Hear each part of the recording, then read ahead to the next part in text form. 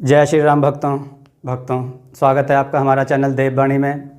भक्तों, आपको हमारी कथाएं कैसी लगती हैं हमें कमेंट करके ज़रूर बताएं। भक्तों, हमारी कथाओं को लाइक अधिक से अधिक करें, इन्हें शेयर करें और हमारे चैनल को अधिक से अधिक सब्सक्राइब करें। भक्तों, आपसे एक गुजारिश है, हमें इंस्टाग्राम पर फॉलो करें जिसका लिंक डिस्क्रिप्शन में दिया गया है। तो चलिए शुरू करते हैं आज की कथा। जय श्री राम भक्तों, सवालों की श्रृंखला में आप सबका स्वागत है। आज का प्रश्न है, भगवान विष्णु के वाहन का क्या नाम है? अपने उत्तर वीडियो में कमेंट करके जरूर दें। चलिए आज की कथा श्रवण करते हैं। आज की कथा है ईमानदार लक्कड़हारा और राजा। आइए कथा श्रवण करें। प्राचीन काल की घटना है। विदर्भ क्षेत्र के आमलापुर गांव में एक लक्कड़हारा रहता था। वह बहुत ही ईमानदार और परोपकारी था। अपनी क्षमता के अनुसार वह दूसरों की मदद भी करता था। वह दिन भर जंगल में जाकर सूखी लकड़ियां इकट्ठी करता और शाम को उन्हें बेचकर परिवार के लिए जरूरी सामान ले आता। यही उसकी दिनचर्या थी। उसका गुजारा बड़ी मुश्किल से होता था, पर उसे अपनी मेहनत की कमाई से ही संतोष करना पड़ता था। उसने अपनी गरीबी के लिए भगवान को कभी नहीं कोसा, ना ही अपने भाग्य को कभी कोई दोष दिया। उसे अपने कर्म फल के अलावा और कुछ भी पसंद नहीं था। मुफ्त में प्राप्त धन को वह मिट्टी के समान समझता था। एक दिन वह जंगल से सूखी लकड़ियां इकट्ठी कर रहा था, तभी एक अप्रत्याशित घटना घट गई। देखते ही देखते उसके सामने 3 विशालकाय वृक्ष जोरदार आवाज के साथ नीचे गिर पड़े। इससे उत्तर, दक्षिण और पश्चिम का मार्ग बंद हो गया। वह 3 ओर से घिर गया। केवल पूर्वी तरफ से कोई वृक्ष नहीं गिरा था, सो वह उसी तरफ से जंगल से बाहर निकल पड़ा। थोड़ी दूर जाने पर पुनः 3 वृक्ष गिरे। इस बार उत्तर का मार्ग बंद नहीं हुआ।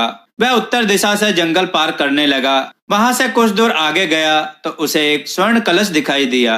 लक्कड़हारा उस स्वर्ण कलश को एकटक देखने लगा। तभी कलश के अंदर से एक आवाज सुनाई दी, हे लक्कड़हारे, यह तुम्हारी ईमानदारी का फल है। इसे प्राप्त करो और अपनी गरीबी दूर कर लो। मैं दैव योग से केवल तुम्हारे लिए ही आया हूँ। इस अवसर को मत खो। लक्कड़हारा बिना कुछ बोले वहां से चला गया। उसने दरबार में जाकर सारे घटना कह सुनाई। राजा ने कुछ सिपाही उसके साथ भेज दिए ताकि वे उस स्वर्ण कलश को ले आए। लेकिन जब वे लक्कड़हारे के साथ बताए गए स्थान पर पहुंचे तो देखा कि ना तो वहां कोई वृक्ष गिरा था और ना स्वर्ण कलश ही था। सिपाहियों ने लौटकर राजा को यह सूचना दी तो राजा लक्कड़हारे पर बहुत क्रोधित हुआ। राजा का समय बर्बाद करने तथा झूठ बोलने के अपराध में लक्कड़हारे के लाख कहने पर भी राजा ने उसे कैद खाने में डाल देने का आदेश सुना दिया। लक्कड़हारे के परिवार पर तो जैसे पहाड़ ही टूट पड़ा हो। उसका परिवार भूख से मरने लगा। एक दिन उस लक्कड़हारे की पत्नी उसी जंगल में लकड़ियां बीनने गई तो उसके सामने भी वैसी ही घटना घटी। उसने भी वापस लौटकर राज दरबार में बता दिया।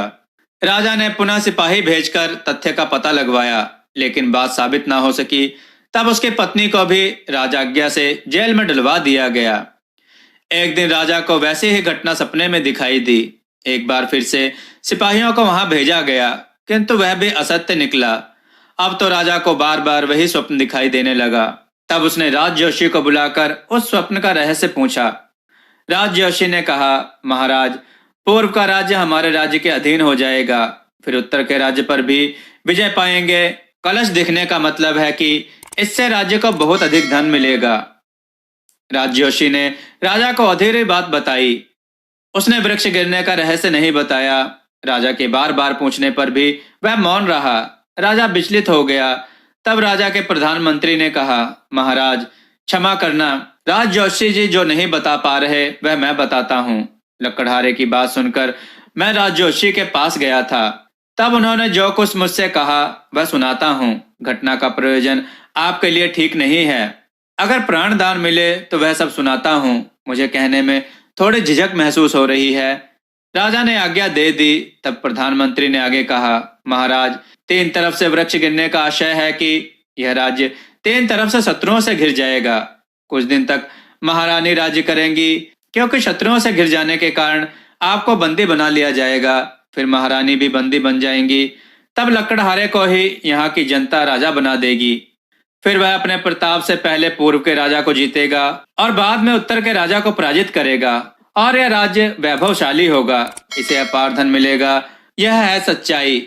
अब आप ही सोचिए महाराज, नीति को कौन टाल सकता है। राजा और प्रधानमंत्री का यह वार्तालाप अभी चल ही रहा था कि तभी एक दरबारी ने आकर बताया, महाराज की जय हो, दक्षिण के राजा स्वर्कर ने हमारे राज्य पर चढ़ाई कर दी है। राजा ने तत्काल लकड़हारे की रिहाई के आदेश दिए। लकड़हारे के नेतृत्व में राज्य की सेना पूरे उत्साह के साथ शत्रु से भिड़ गई और उसे पराजित कर दिया। लकड़हारे ने कुछ वर्ष तक राज्य किया और शत्रुओं को पराजित करता रहा और राजा रानी को मुक्त कराकर सत्ता उन्हें सौंप दी। लकड़हारे को राजसी सुविधाओं के साथ प्रमुख सलाहकार नियुक्त कर दिया गया। लकड़हारे ने जिंदगी भर राजधर्म ईमानदारी से निभाया और दूसरे जन्म में राजघराने में जन्म लेकर जिंदगी भर राज किया। दोस्तों, आइए एक और कथा श्रवण करते हैं।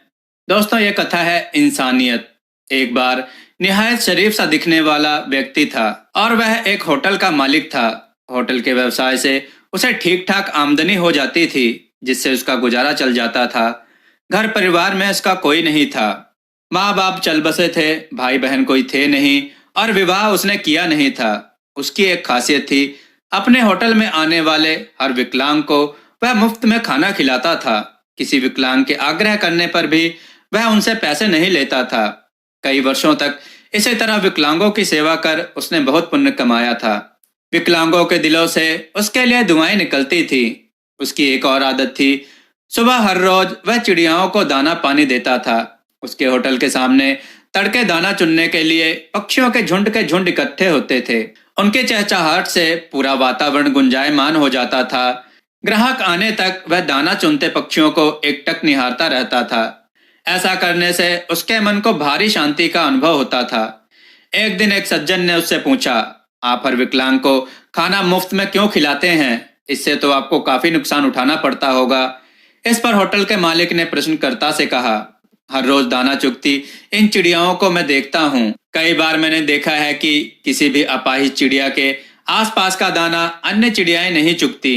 जब पहली बार मैंने यह देखा तो मुझे लगा कि चिड़ियाएं होकर भी वे विकलांगों का इतना ध्यान रखती हैं, तो मैं तो इंसान हूँ। मुझे लगता है कि अपने होटल में विकलांगों को मैं मुफ्त में खाना खिला सकता हूँ। तभी से मैंने इस राह पर चलना शुरू कर दिया। मैं अपने होटल में विकलांगों को मुफ्त में खाना खिलाता हूँ। ऐसा करके मुझे हार्दिक सुकून मिलता है। उसकी बात सुनकर प्रश्नकर्ता सज्जन नतमस्तक हो गए। दोस्तों, आपको यह कथा कैसी लगी? अपने विचार और सुझाव कमेंट में जरूर दें। हमारी कथाओं को लाइक करें, हमारे चैनल को सब्सक्राइब करना ना भूलें। हमारी कथाओं को शेयर जरूर करें, जिससे लोगों को अच्छा ज्ञान प्राप्त हो। जय श्री राम भक्तों।